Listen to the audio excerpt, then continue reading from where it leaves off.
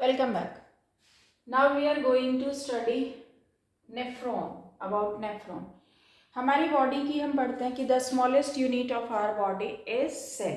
As the cell is smallest unit of our body, just like that, nephrons are the smallest unit of kidney. जो kidney work करता है वो एक एक nephron के through work करता है. अगर हम किडनी के वेट की बात करें तो 150 ग्राम है weight of kidney, one kidney. Okay, and उस वन किडनी के अंदर millions of nephrons हैं which works continuously. That is the reason kidney works. अब इन nephrons का स्ट्रक्चर क्या है? So let's see. Nephron का स्ट्रक्चर क्या? A cup-like structure called Bowman's capsule. Bowman's capsule, a cup-like structure. ये cup-like structure एक ट्यूब-like structure में ट्विस्ट होगा, बहुत सारे फोल्ड होंगे and finally connected with the urine collecting duct.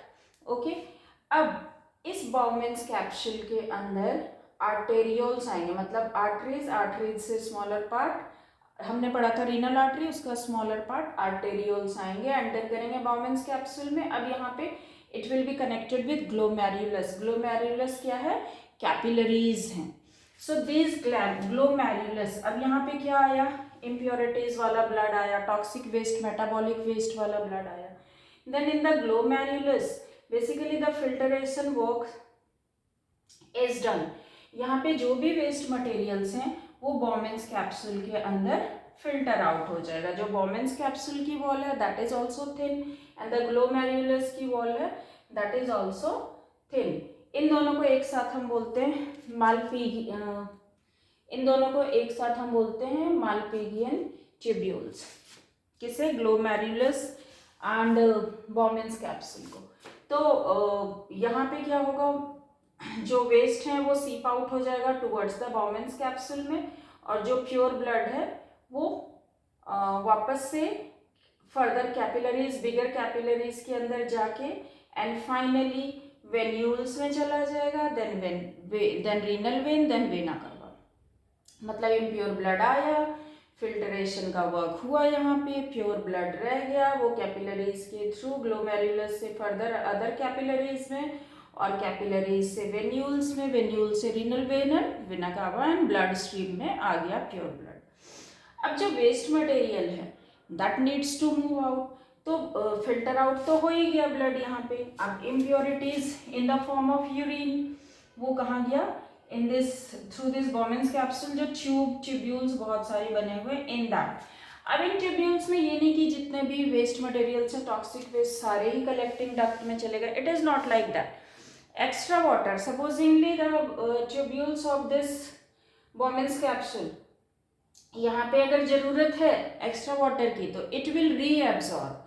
That is called selective reabsorption of the filtrate. तो selective reabsorption हो जाएगा एक्स्ट्रा वाटर का यहाँ पे, और कुछ आयंस की अगर जरूरत है तो. अब जो वेस्ट है पूरी तरह से वेस्ट है, that will be removed out.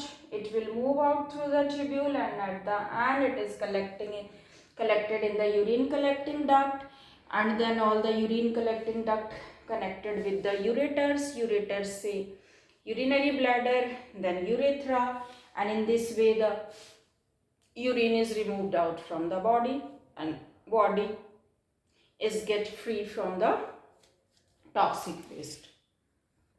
In this way there are 3 steps in the work of kidney. First one is ultrafiltration of blood का फिल्टरेशन होना. Second step is selective reabsorption. जो ये ट्यूब्यूल्स हैं, इन ट्यूब्यूल ब्लू कलर में certain ions का, water का reabsorption होना. After that एक और स्टेप है secretion of certain substances into the filtrate. अब जो यहाँ फिल्ट्रेट यहाँ से जा रहा है उसमें इस ट्यूब्यूल के वॉल से भी कुछ वेस्ट मटेरियल्स रिलीज आउट होते हैं.